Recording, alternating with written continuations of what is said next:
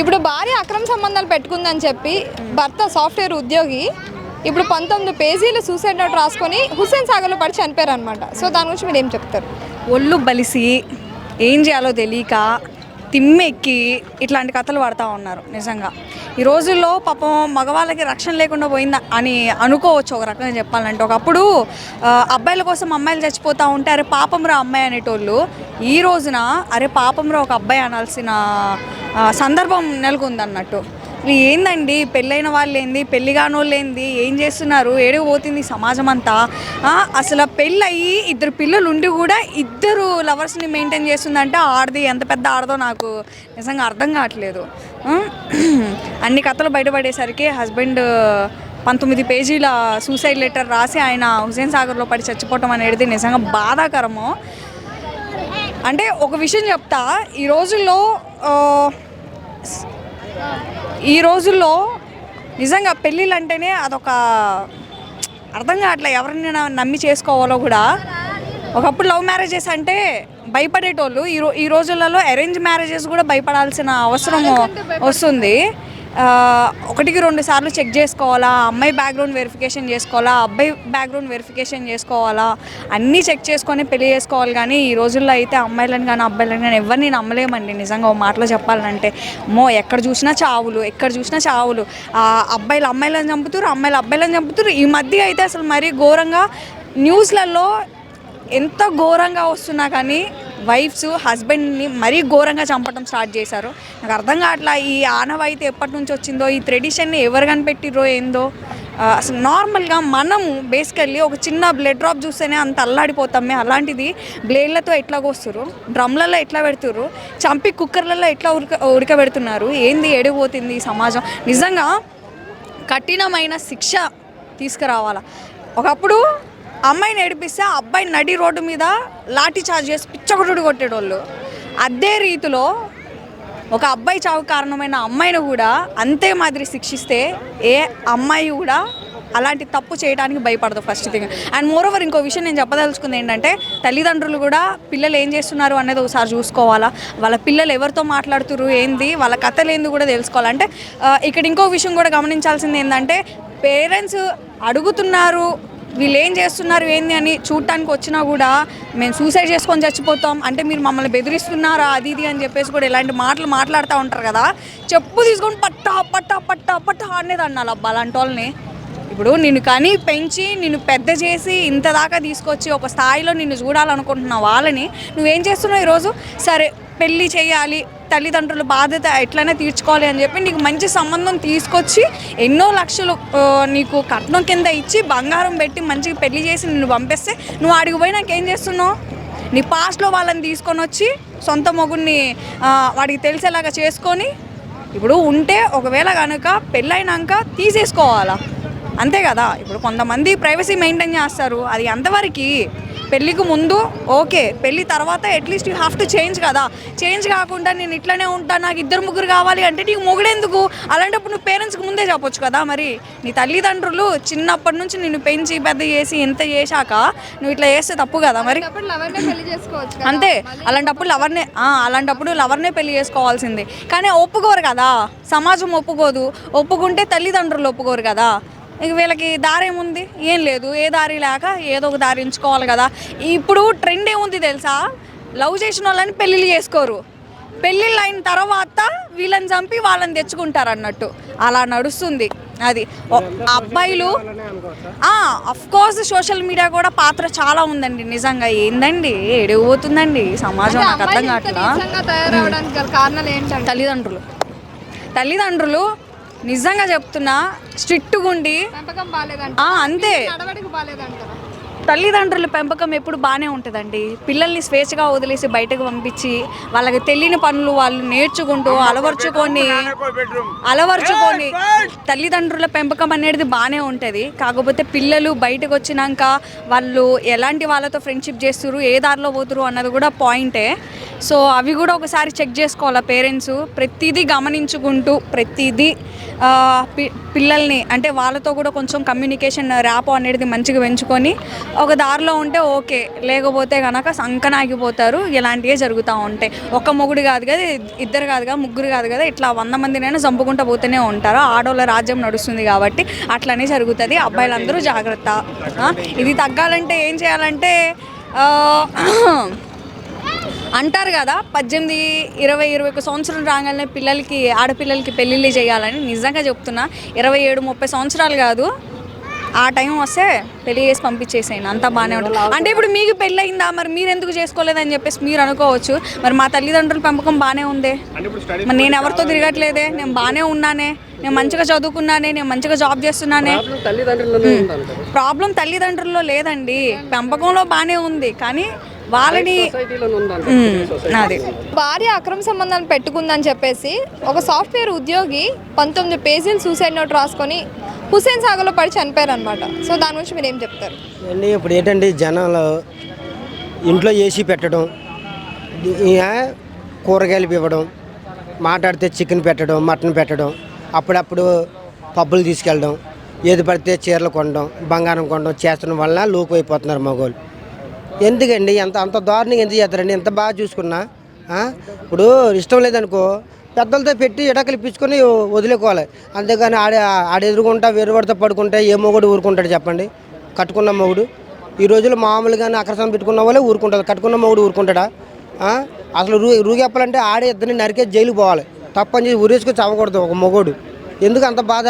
ఈ ఆడవాళ్ళు చెప్పాలి ఏంటంటే ఇయ్యనండి, ఈ అలవాటు పడిపోయి ఎంజాయ్మెంట్కి అలవాటు పడిపోయి ఏం చేస్తున్నారో వాళ్ళకి అర్థమవుతలేదు. అంటే ఆడవాళ్ళు అందరినీ అంటలేదు, కొంతమంది ఉంటారు నిక్కసేనైనా ఉంటారులేండి, బూతులు ఆడకూడదు కానీ అలవాటు ఉంటారు. కానీ ఆడవాళ్ళు అందరినీ అంటలేదు, కొంతమంది ఉంటారు కట్టుకొని పెళ్లి చేసుకొని పెద్దల ముందు అందరి ముందు అచింతలు వేసుకొని నువ్వు ఇంతలా చేసుకొని ఇంతలా ఉండి ఒక మొగుని మోసం చేయడం అన్నది కరెక్ట్ కదా, అది తప్పది. అసలు అలాంటి ఆడమనిషిని చంపేయాలి.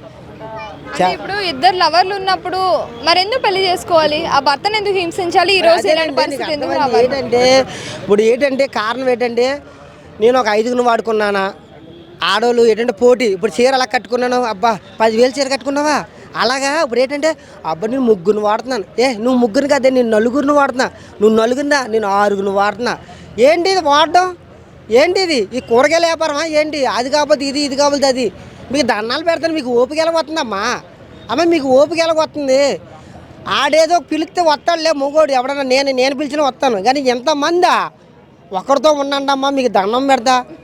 5గురు 6గురా ఏం చేస్తారమ్మా మీరు? లేదా డబ్బన్నా వసూలు చేసి గవర్నమెంట్ కన్నా ఇవ్వండి అమ్మా, డబ్బన్నా తీసుకోండి, వాళ్ళ దగ్గర డబ్బు తీసుకొని గవర్నమెంట్కి ఇవ్వండి ట్యాక్స్ కింద. అనాథులు ఉన్నారు కదా, ఏంటమ్మా ఇంత దారుణమా? మొగజాతి అంతరించిపోతుందమ్మా. ఒకప్పుడు ఆడవాళ్ళు తక్కువ అన్నారు, ఇప్పుడు ఆడవాళ్ళు ఎక్కువైపోయి మొగోళ్ళు తక్కువైపోయారు. రేపు పొద్దున్న మొగోళ్ళు చూసుకోవడం లేదు, అంతా అంతరించిపోతారు మొగోళ్ళు అందరూ. గవర్నమెంట్ ఏదైనా చేయండి అయ్యా న్యాయం, ఇలా ఇటువంటి ఆడవాళ్ళని అందరిని అంటలేదు. కానీ నెక్స్ట్ ఆడవాళ్ళు సీఎం అయితే బాగుండేమో అనిపిస్తుంది. కానీ ఆడవాళ్ళు కూడా అవ్వకూడదు, మొగోళ్ళు అవ్వాలి సీఎం. అంటే ఇప్పుడు భర్త ఉన్నారు, 2 పిల్లలు ఉన్నారు, అయినా సరే ఇంకిద్దరిని మెయింటైన్ చేస్తారంటే అలాంటి ఆడవాళ్ళని ఏమనుకోవాలి అసలు? అదేనండి అనుకోవడం ఏముందండి, ఇలాంటి వాళ్ళని పబ్లిక్లోని గురి తీయాలండి. ఏంటంటే పిల్లలు ఉన్నారు, చిన్న పిల్లలు, నువ్వు కండం ఎందుకు? పిల్లల్ని అనాథలు చేయడం ఎందుకు? ఇప్పుడు ఆ పిల్లలు అనాథ అయిపోయారా? దేవుడు ఒక వరం ఇచ్చాడేటి? ఇప్పుడు ఆ తల్లి అనే వరం, అదొక వరం. అది చాలామంది డబ్బులు ఇచ్చుకొని చాలామంది పిల్లలు లేరని చాలామంది హాస్పిటల్ తిరుగుతున్నారు.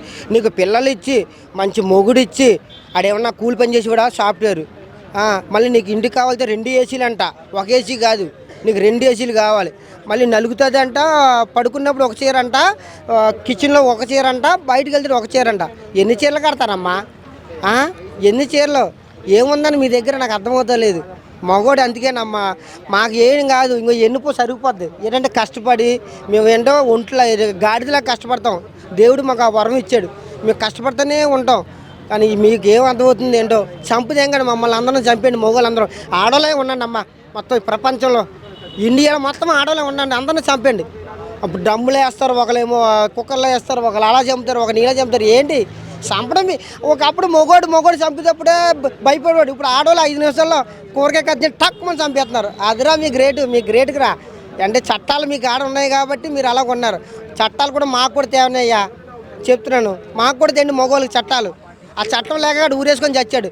అంటే ఏ కేసు పెడుతుందని అదే చట్టం ఉంటే ఆడెందుకు చస్తాడు? చట్టం లేదు కదా. మొగోడు రేపొద్దునే ఉంటుంది నన్ను అత్తమాలకి హింసిస్తున్నాడు, సిగరెట్లో కాలుతున్నా చెప్పింది అనుకో, ఆడే కదా బాధపడ్డాడు. అందుకే ఊరేసుకు ఆడే చచ్చిపోయాడు. ఉసేసార్లో చచ్చిపోయాడు దేవుడు. మరి ఏం చేస్తాం? అంటే ఇప్పుడు సీతారాం అనే వ్యక్తి ఇప్పుడు చనిపోయారు కదా, ఇప్పుడు 19 పేజీలు సూసైడ్ నోట్ రాసుకున్నారంటే ఆయన ఎంత నలిగిపోయి ఉంటారు అంటారు? అన్నీ నలిగిపోతాడండి ఈ రోజుల్లోని. ఇప్పుడు ఒక అబ్బాయిని ఇష్టపడేటప్పుడు, ఒక అమ్మాయి ఇష్టపడేటప్పుడు వేరే వాడితో మేము మెసేజ్ చేస్తేనే బాధ అనిపిస్తుంది. వేరే వాడు మెసేజ్ చేస్తేనే బాగుంటుంది. అలాంటిది ఇప్పుడు కట్టుకున్న మొగుడి దగ్గర పడుకుంటే ఎవరన్నా ఊరుకుంటారా? ఇదంతేనండి సమాజం. ఎటుపోతుందో ఏంటో అర్థమవుతలేదు. ఇప్పుడు భార్య అక్రమ సంబంధాలు పెట్టుకుందని చెప్పి భర్త సాఫ్ట్వేర్ ఉద్యోగిని ఎవరైతే ఉన్నారో ఆయన ఇప్పుడు 19 పేజెస్ సూసైడ్ నోట్ రాసుకొని మరీ చనిపోయారు అనమాట హుస్సేన్ సాగర్లో. సో దాని గురించి మీరు ఏమంటారు? ఒకటి చెప్తా, ఇప్పుడు ఎవరైనా కానీ ఆడవాళ్ళు ఈ మధ్యలో చాలా రేర్గా ఈ పెళ్లి చేసుకొని ఒక్కొక్కరితో ఉండడం ఒక్కొక్కటి చాలా జరుగుతుంది. నేను ఏం చెప్తాను అంటే, మీ అమ్మ నాన్న మన అమ్మ నాన్న ఒక అబ్బాయితో పెళ్లి చేస్తారు. పెళ్లి చేసుకున్నప్పుడు నువ్వు పెళ్లి తర్వాత 100 చేసుకో. పెళ్లి తర్వాత కూడా మనకు భర్త అతనే, మన భార్య అతనే ఉండాలి. కానీ అక్రమ సంబంధాలు పెట్టుకొని భర్త ఉన్నా కూడా ఇంకో భర్తతో ఉండి, అతను కాకుండా ఇంకోటి ఉండి అంటే చాలా జరుగుతుంది. ఎందుకు జరుగుతుంది నాకు కూడా అర్థం. దయచేసి ఇప్పుడైనా అర్థం చేసుకోండి. ఒకరితో పెళ్ళినప్పుడు అతనే నీ సర్వస్వం, అతనే నీ జీవితం లెక్క ఉండాలి. అంతేగాని చిల్లర లెక్క ఏదో సోకులు ఊసి అందం మూసి వీడి కాకుండా వాడితో అక్రమ సంబంధం ఏం చేసుకుంటావు? మహా అయితే దేనికోసం? దానికోసం, సుఖం కోసమే కదా. ఒక్కొంత ఉంటుందంటే సుఖం కోసమే తప్ప వేరేదైతే ఏం లేదుగా. అతను సాఫ్ట్వేర్ ఆఫీస్ డబ్బులు బాగానే వస్తాగా. పాపం భార్య వేరేది నువ్వు తట్టుకోలేక అతను హుస్సేన్ సాగర్లో చనిపోయాడు. అంటే ఇట్లా జరుగుతుంది. నాకు బాధ అనిపిస్తుంది. అరే ఎందుకు రాబోయే పెళ్లి చేసుకోవాలా వద్దారా అని అనిపిస్తుంది. అంటే మనం నమ్మి పెళ్లి చేసుకుంటాం, తోడు ఉంటుందని పెళ్లి చేసుకుంటే మీ సొంత అమ్మాయిని వాళ్ళని మోసం వచ్చి అక్రమ సంబంధాలు ఇలా చాలా జరుగుతాయి. ఇంట్లోనే చంపేస్తాను అండ్ ప్రియుని పిలిచి ఇంట్లో చంపేస్తాను చాలా జరుగుతున్నాయి. సో సొసైటీలో ఇలాంటి తగ్గియాలా అండ్ దీనికి ఏదైనా చర్యలు తీసుకోవాలని కోరుకుంటాను. ఎందుకంటే ఆ బాధ ఎట్లుంటుంది, ఆ పెయిన్ 19 పేజీలు రాసి చనిపోయినంటే నాకు ఎంత బాధ, ఎంత లోన్ ఉండి అతను కూడా ఫ్యామిలీ పిల్లలు కూడా పాపం అంటే ఒంటరితనం అయిపోతాయి కదా. ఇప్పుడు డబ్బులు సంపాదించి ఏం చేసుకుంటారు? సొంత వాళ్ళు లేకుంటే నీకు సోకులు అంటే ఇప్పుడు నీకు సుఖం కోసం ఒక్కొందరు పోతున్నావు కదా, అది ఏం చేసుకుంటావు? ఇంట్లో సొంత భర్తను వేసుకొని పిల్లలు వేసుకొని మీ అమ్మ నాన్న వీళ్ళ ఫ్యామిలీ 2 ఫ్యామిలీలు కదా, ఏం జరుగుతుందో సమాజంలో తెలుసలేదు. ఇప్పుడు పిల్లలు ఉంటుండగా అలాగే భర్త ఉంటుండగా ఇంకా ఇద్దరు లవర్స్ని మెయింటైన్ చేయడం అది ఎంతవరకు కరెక్ట్ అంటారు? అసలు ఈ సమాజం ఎటుపోతుంది ఏంటంటారు?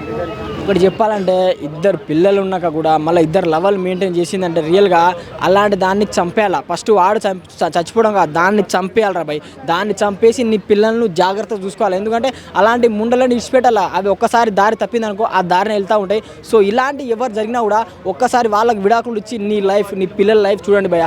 మీరు చనిపోతే వాళ్ళ పిల్లలకి తింది భయ. ఆమె అట్లనే 10 మందితో పోతుంది. ఆ పిల్లలు అనాథ అవుతారు కదా. పాపం ఆ పిల్లల ముఖమైనా చూడండి. ఏదో మీకు జరిగింది కదా, ఏదో ససిగా నువ్వు సూసైడ్ చేసుకుంటే నీ పిల్లలు మరి ఆమె అట్లనే వెళ్ళిపోతుంది. పిల్లలు అనాథ అయిపోతారు కదా. పిల్లల ముఖమైనా చూడండి. అలాంటి దాన్ని చంపేయండి, పిల్లల భవిష్యత్తును చూడండి. అసలు ఈ మధ్య కాలంలో ఎక్కువగా అక్రమ సంబంధాలు ఎక్కువైపోతున్నాయి కదా. సో దీని గురించి ఏం చెప్తారు? అసలు ఒకటి చెప్తారు, రియల్గా ఈ మధ్యకాలంలో పెళ్ళైనా కూడా 35-40 సంవత్సరాల లేడీస్ అంటే అందరని కాదు, చాలామంది ఒక 70-60% అట్లా జరుగుతుంది. సో అంటే ఇప్పుడు మీకు సుఖం కావాలా, డబ్బులు కావాలా, ఏం కావాలో తెలుసులే. ఇప్పుడు బయట ఒక్కొంత ఉన్నదంటే కారణం ఏంది? ఇంట్లో భర్త ఉన్నా కూడా ఒక్కొంత కారణం ఉంటే ఆ సోకులు ఇదే కదా. అది తగ్గించుకొని ఇప్పుడైనా కూడా మారండి. అండ్ మీ పిల్లల ముఖం చూడండి. పెళ్లి కాకముందు నువ్వు 100 చేసుకో. పెళ్ళైన తర్వాత నీ పిల్లలు, నీ ఫ్యామిలీ ఉన్నా కూడా ఒక్కొందు అంటే ఆనంద దరిద్రులు, ఆనంద గలీజ్గా ఎవరు లేరని చెప్పుకోవచ్చు. అండ్ అలాంటి ఎవరైనా ఉంటే వాళ్ళు చంపేయాలి ఫస్ట్. మనం చచ్చిపోదు, వాళ్ళని చంపేయాలి ఫస్ట్. ఇది ఒకటే టార్గెట్ తీసుకోండి. అండ్ పిల్లల లైఫ్ మాత్రం ఖరాబ్ చేయకండి. ఆడవాళ్ళు ఇంత నీచంగా దిగజారుతున్నారంటే ఏం చెప్తారు మీరు? ఇప్పుడు ఇది కలియుగం అండి.